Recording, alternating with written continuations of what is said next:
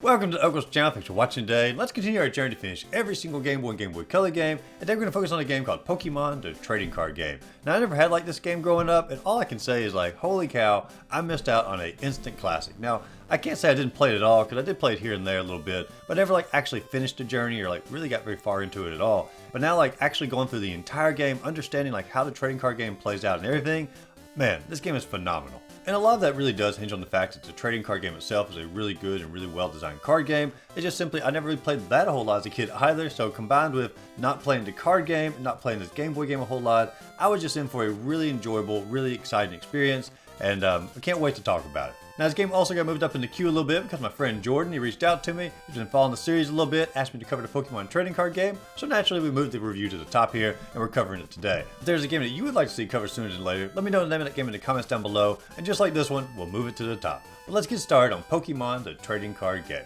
Now I always like to start the videos off looking at the box art for the game first, and as we look at it here, it's like really darn similar to what a back of a Pokemon card would have looked like, because it's got the logo up top, the little Pokeball there, the blue and yellow swirls sort of going around it here. I think the only difference is it actually says like trading card game across the front. It has like the different elements sort of circling around as well. I mean, you can compare it to the actual Pokemon card at the bottom of the screen there, because included in every single game is a limited edition Pokemon card. And of course, the same card for everyone who bought the game. It's a promo version of Meowth, and it's a pretty good little card. It's got the move Cat Punch, but I really like the animation of it there. You know, it's got like a little sketch version of Meowth. You got a little galaxy scene behind him, and I just like the cards overall. I did look up the value for it because, you know, Pokemon cards tend to skyrocket in value, sort of the promo ones, the more rare ones. I think it goes for like $10 on eBay, so if you have it, you know, you're not sitting on like a treasure, but you know, you got a pretty good little card there. But overall, we're not talking about the individual card, we're talking about the box art here, and the box art for the game, I mean, it describes it perfectly. You're looking for the trading card game on Game Boy, this is definitely telling you it's the trading card game.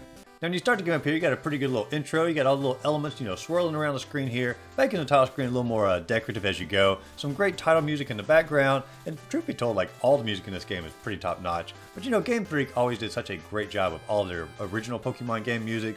So I mean, I'm not surprised that the music in this game is wonderful as well. When you start the actual game up here, obviously, you know, you name your character. I named my character Ogles, you know, after myself. And of course, you start off, and the story is very simple. The legendary Pokemon cards are pretty much up for grabs. They need to be inherited by somebody. And you, as an individual, wants to get involved in the Pokemon trading card game to be the best. No one ever won. So you go to visit Dr. Mason, who's going to help you get started on your Pokemon trading card adventure.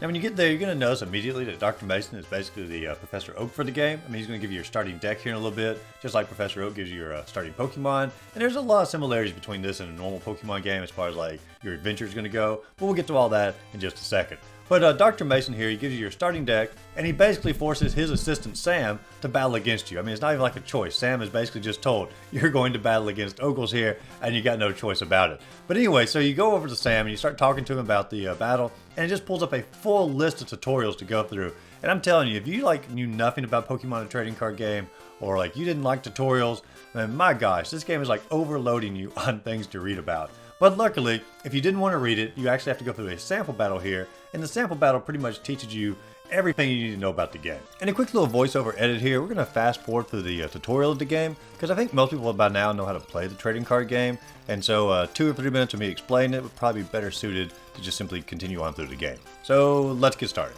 Now after you defeat Sam, you go back over to Dr. Mason, and he basically offers you your official starting deck. Now he gives you different options here, and they're all based on your starting Pokemon, of course. And I go with Squirtle and Friends, because when I very first played Pokemon Blue way back in the day, I chose Squirtle as my starting Pokemon. So we're going to continue that tradition here, and we're going to go with the Squirtle and Friends deck.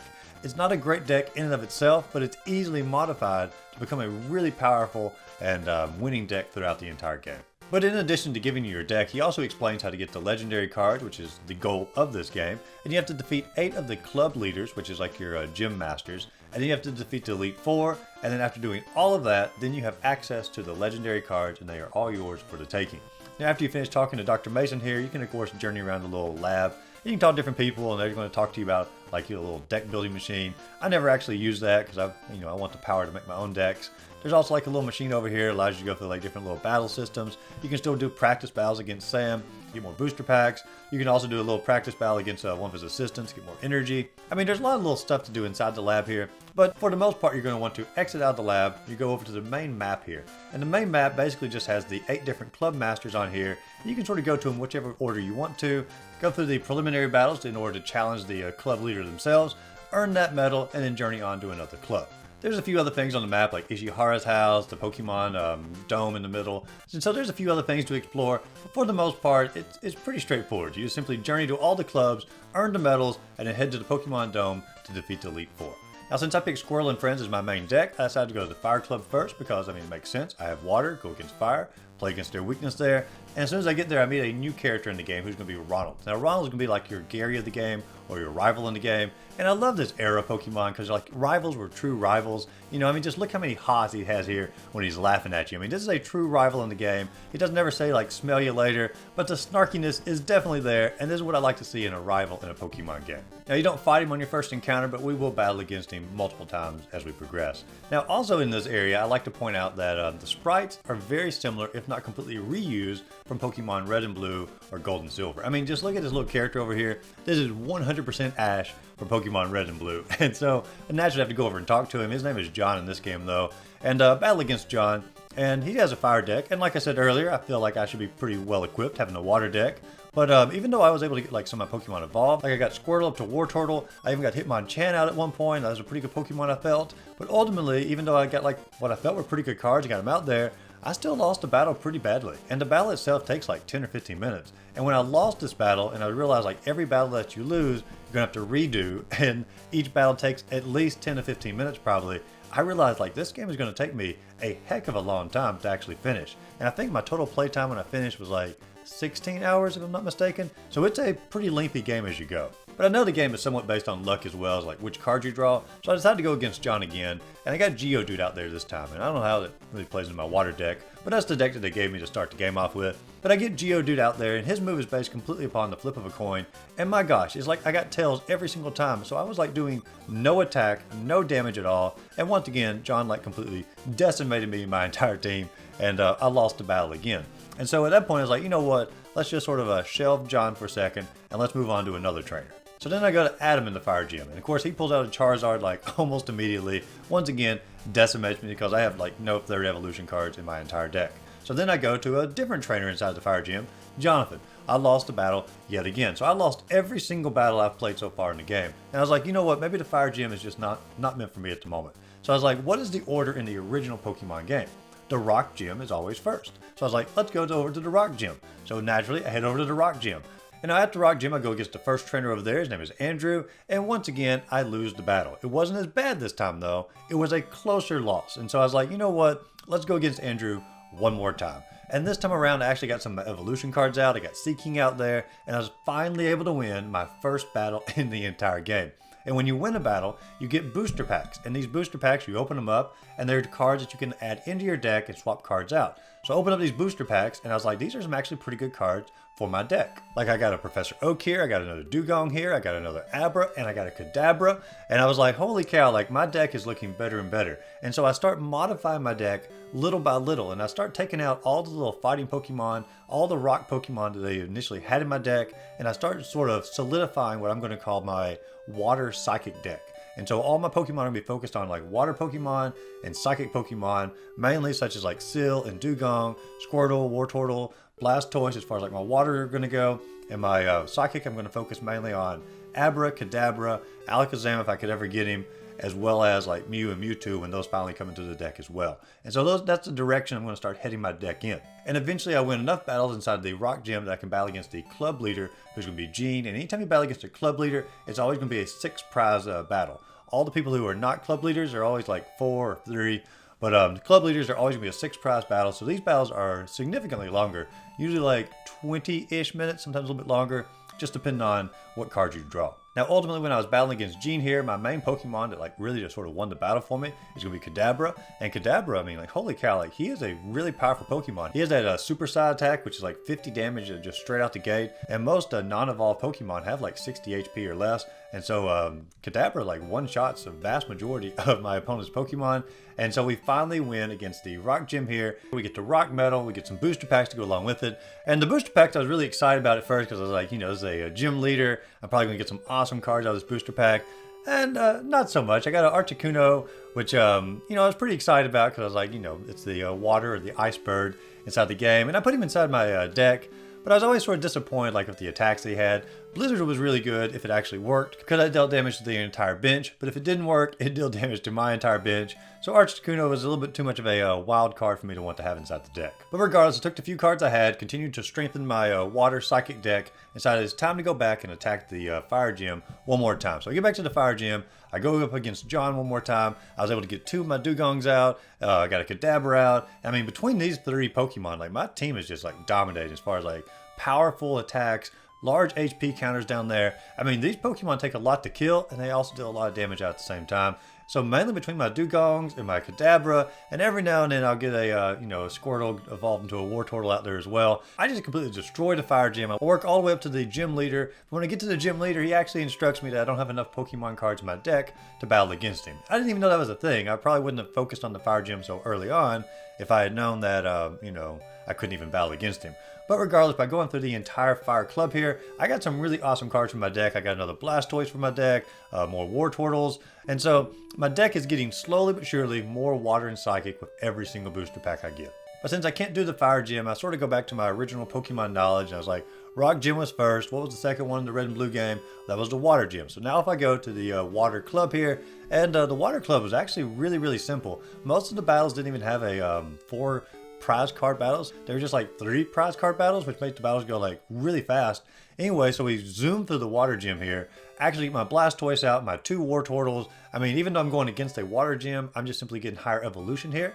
So I'm able to take the Water Gym out pretty darn fast. And now we have our second badge, which is the Water Badge. But on the way out of the Water Club to go back to the main map, Ronald approaches me again, and now Ronald actually has a deck. He's actually, got himself trained really well. He wants to do an official Pokemon card battle. So I go up against Ronald here, and the battle against Ronald was actually really short because I killed him before I get all the prize cards because he ran out of Pokemon. So that's like my favorite way to win a battle because they're so short. And when I beat him, I was expecting like a really cool prize or like a really cool Pokemon card, and I got a Jigglypuff, which is, I guess, okay, but like it doesn't fit my deck at all. I'm never going to use it, and so I just simply store it, off to the side and just sort of forget about it. I was really hoping for like a really good water card, but you get what you can. So now I go back to the fire gym, see if I have enough cards to battle against the gym leader. And yes, I finally have enough cards, so I get to fight against him. And this is probably the most intense battle of the entire game because I was able to get my Blastoise out. He killed my Blastoise, and I have a couple Dugongs and Kadabras out there. And I'm just simply swapping out between them to simply keep them alive throughout the entire battle. I'm using my Professor Oak cards, I'm using my Bill cards. I get down to 1 card left in my deck, and that's when I win the battle. If I had gone one more turn, I would have run out of cards and I would have lost the battle. But I was able to barely squeeze out the victory by taking all the prize cards. But if he could have just held on for one more turn, the battle was over. To me, this was the best back and forth battle in the entire game as far as like getting the Pokemon I wanted out, having it down to the wire with that one card. This was just simply a great fight. But for my winnings, of course, I got the Fire Badge, I got a couple more booster packs, and once again, the booster packs didn't really do a whole lot for me. And I guess coming from a Fire Gym, I shouldn't have been expecting a whole lot more. But at the same time, the game is pretty random with its booster packs, like it should be. And so I guess I was secretly hoping for a good water Pokemon, which I just simply didn't get. And after the fire gym, it's back to the main map here, and I start looking around. I'm trying to figure out like where to go next. I don't really know the order anymore, but the science gym is closest to the fire gym, so let's head there next. I get to the science gym. Most of the battles are pretty easy going through as far as like leading up to the main gym boss here, who's going to be Rick. And of course, as I'm going through them, I'm able to get a Mew and a Mewtwo, which are obviously some amazing psychic Pokemon. Both of those go directly into the deck. When I go up against Rick, I'm able to get my Mewtwo out, and he has a Mewtwo as well. But for some reason, my Mewtwo is super effective against his Mewtwo, and I just dominate the entire first half of the battle with like one single card. But finally, he does take my Mewtwo out. Did my normal strategy of Squirtle, Wartortle, Blastoise, sort of finished the battle up here. But overall, it was a pretty good fight as far as like seeing what some psychic science Pokemon could do, like Mewtwo, and sort of seeing like the different variations in the card. I'm not even sure if I can get the card that he used, but it did solidify like Mewtwo is definitely going to be part of my team for the rest of the game. But after the Science Club, I decided to just go ahead and finish up that whole side of the island. So I went to the Grass Club next, went through all the main trainers there. They weren't too bad, but they said the final gym leader, the final club leader, was located at Ishihara's house in the upper left-hand corner of the map. So I had to travel up there, meet with Nikki up there, and of course she went back down to the gym after that, and finally get to have your final match with the club leader down there. Now Nikki, that fight wasn't like too bad, but it was really, really darn annoying because her main focus was like poison, and if there's one thing I hate in like all games in general, it's poison. Whether it's like the Souls games or the Pokemon games in general or any RPG, I just hated poison effect because it continues to take away your health even after a particular go. And she loved to put the poison effect on like every single one of my Pokemon, and it just slowly drains their HP over time. And this was a pretty tough battle when it comes to that. And if I ever decide to go back and like get more booster packs from any of the club leaders, I definitely would not go back and visit Nikki again, because it's just my least favorite effect in like any game. But after you defeat Nikki, you're getting ready to leave the grass club, and Ronald approaches you once again in the little corridor there. And Ronald comes much more well prepared for this particular fight, because he's rocking an electric deck at this point, and my water deck against his electric deck it's not a good combination for me in general. But anyway, he throws his Electabuzz out there, and I actually never even defeat the single Pokemon he puts out there, because every one of his moves is super effective against my water type, and I just die really, really fast. And so I lose this match against Ronald, so I'll never know like which promo card I would have gotten from this particular battle. I can only assume it was probably like the most awesome card in the game, and I'll just miss out forever on it. And then I decided to go to the Psychic Club, because half my deck is Psychic anyway, so why not see what a computer built or game built Psychic deck could look like if I ever wanted to go like fully in the Psychic direction. And I'm here to tell you, the Gym Leader Murray for the Psychic deck, oh my gosh, like this is a really good deck that he has here, and it actually made me pretty jealous of his strategy. And I really wish I had some of the Pokemon in my deck that he has, because he has this strategy. He has a Kangaskhan, which has this little fetch move, so he can like continually drawing cards like 2 every single turn, which is a really good move to have. And Kangaskhan has this massive HP meter as well. And so once Kangaskhan's finally defeated, he's already got his Alakazam ready to go, geared up, throws Alakazam out there. Alakazam is what I really wish I had in my Psychic deck, because I'm tired of my Kadabra. I want an Alakazam. But Alakazam, at some point, he can actually take the damage counters that he has and redistribute it amongst the Pokemon that are on the bench behind him. And he happens to have a Chansey on the bench behind him, and Chansey has like 120 HP, like holy cow. And so Alakazam is just constantly taking damage and then just transferring it back to his massive Kangaskhan and a Chansey behind him. And I just don't stand a chance. Every bit of damage I give him, he builds it up and then redistributes it. Builds it up, redistributes it. And I get demolished. I mean, it is a really tough fight for me. And it shows me, like, if I could have the Psychic Pokemon that I want in my deck, man, I could have a really, really awesome deck. And sadly, I never get an Alakazam like the entire game. But then I go in for a rematch immediately after that, simply because I know, the decks are going to draw different every single time. And he's not able to get his wall out there of his Kangaskhan and his Alakazams like he did this first time. And between my Dugongs, my Kadabras and such, I'm able to go ahead and take him out without too much trouble. But it just shows me like what an amazing team you can have if you can get that combination of Alakazam and Chansey and Kangaskhan on your team. And I'm pretty darn jealous of that. Now, after the Psychic Club, I decided to go ahead and go for the Fighting Club. When I get to the Fighting Club, I'm actually pretty let down here, because Mitch, who's the leader, says all of his pre-trainers or, assistants are hidden throughout the other gyms. You have to find all of them and fight them and win the battles in order to come back and fight him. I'm just like, that seems like something I'm going to do at the end of the game after I defeat all the other clubs. So I head on over to the Electric Club. And this is the club I was really dreading the most, especially after that last battle with Ronald, and the electric decks like destroyed me. And so I went on over there, and truth be told, this club wasn't as bad as I thought it was going to be. I'm not sure if you were supposed to do it like earlier in the game or something, because like every single one of the trainers inside that gym, except for the club leader, I was able to defeat by not actually getting all the prize cards, but just simply by them running out of Pokemon. And by running out of Pokemon, I mean like they only got one Pokemon out, and I went ahead and finished it off early on in the game. And so it could be, lucky to draw on my deck, but none of the electric were very hard. And then when I got to Gym Leader Isaac, I was able to get my Blastoise out, my Mew out, my Lapras, and between those 3, I was able to pretty much take his entire team out. And so the electric gym, I was really worried about it more than I guess I should have been.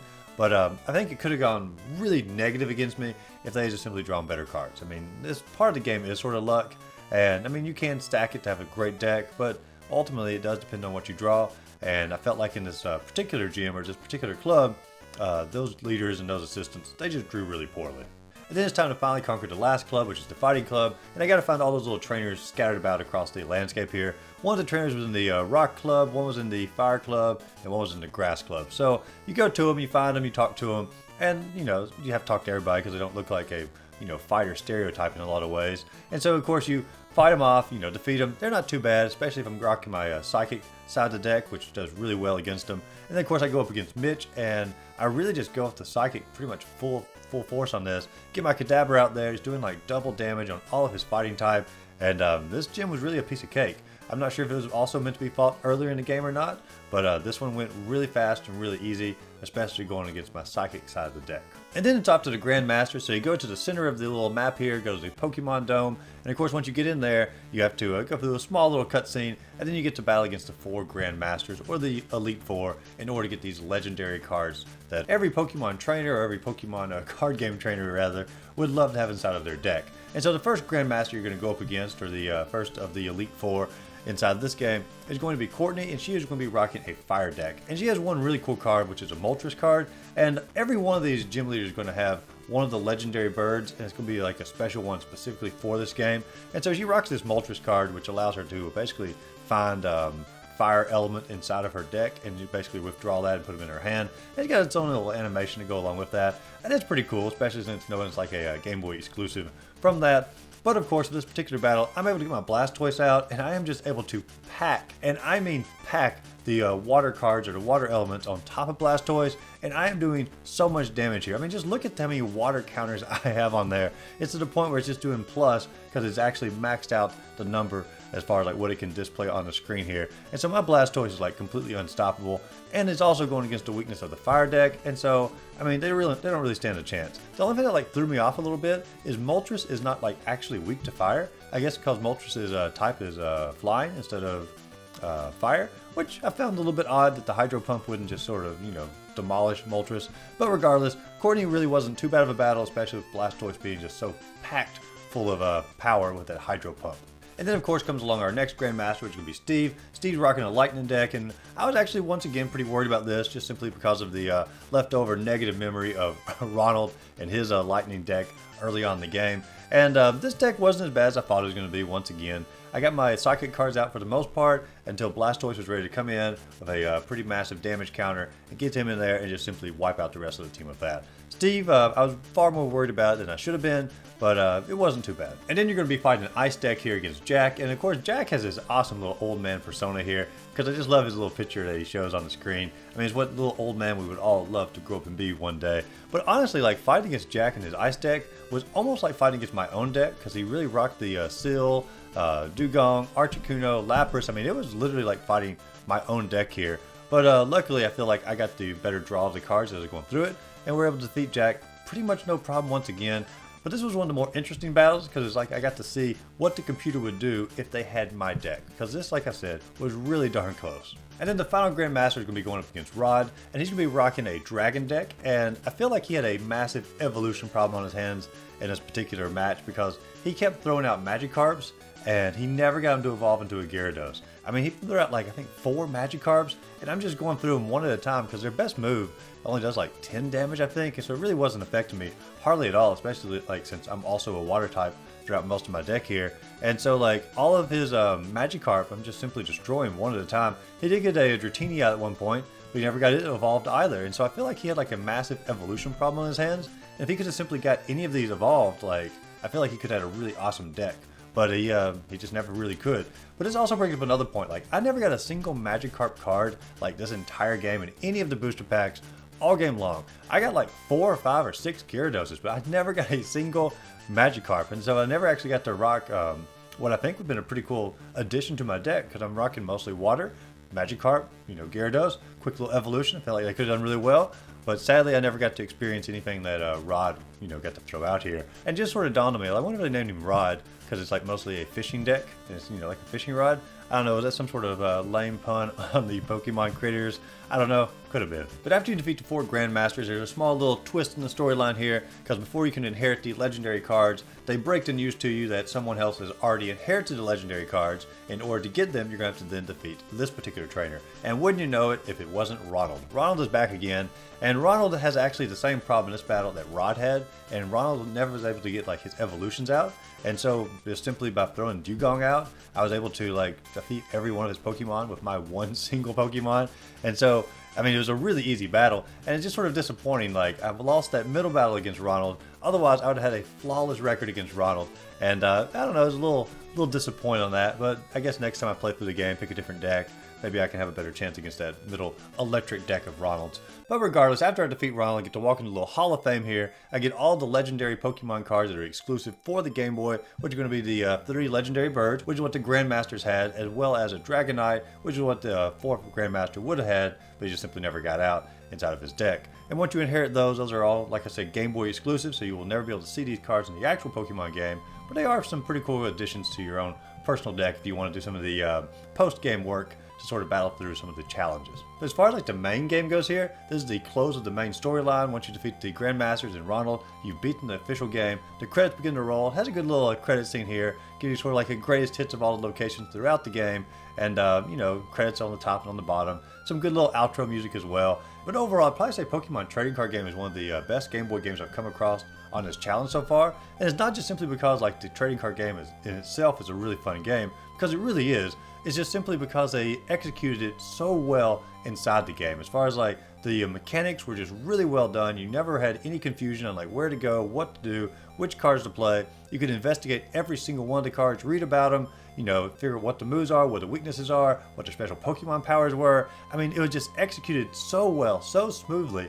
I can't imagine a card game being done any better on the Game Boy, or just simply probably any better at all during this time period of gaming. But it's not just that, even like the animations inside of the battles here, all the little sprites of the Pokemon, wonderful, gorgeous sprites, better than what was in most of the Pokemon games at the time. The battle animations inside the battle were better than what most of the Pokemon games had at the time as well, like little sleep effects, little attack effects, poison effects, all that had like detail inside the game that even like the regular Pokemon games didn't show off as far as like little sprites go. But even the animation for like the overworld map, or like when you're in the building or inside the clubs, even though they pulled like the animations pretty much directly from like Pokemon Red and Blue or Gold and Silver, I mean, I just love the animation style. I love that simple overhead RPG look, and it just brought back all the old Pokemon memories going through it. And I don't know, there's something nostalgic about that I will always love. But above all of that, this game took me probably the longest of any of the games on the list so far.